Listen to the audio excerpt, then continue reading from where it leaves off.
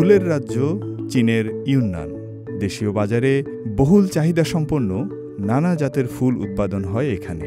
এখন স্থানীয় ফুলচাষিরা আন্তর্জাতিক বাজারেও সফলভাবে প্রবেশ করছেন।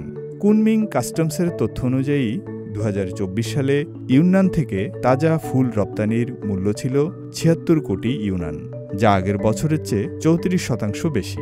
প্রধান রপ্তানি গন্তব্যগুলোর মধ্যে রয়েছে থাইল্যান্ড, জাপান ও সিঙ্গাপুর। স্থানীয় ফুলচাষী ও পাইকারি ব্যবসায়ী জৌ ইউলিয়ান কয়েক বছর আগের কাজাখস্তানের একটি ফুলের দোকান পরিদর্শনে গিয়েছিলেন। তিনি বলেন, সেখানে অল্প কয়েকটি চীনা ফুলের দোকান ছিল, এখন বিশাল অংশ জুড়েই চীনের ফুল দেখা যায়। কুনমিং হুয়েব টেকনোলজি কোম্পানি লিমিটেডের ব্যবস্থাপক শি ইয়াওরং তার অভিজ্ঞতা শেয়ার করেছেন। 1999 সাল থেকেই চীনের ফুলের বিদেশি বাজার অনুসন্ধান করছেন তিনি। এখন তার ব্যবসা 20টি দেশে বিস্তৃত। আমরা প্রতি মাসে প্রায় 20টি ট্রাক থাইল্যান্ডে পাঠাই।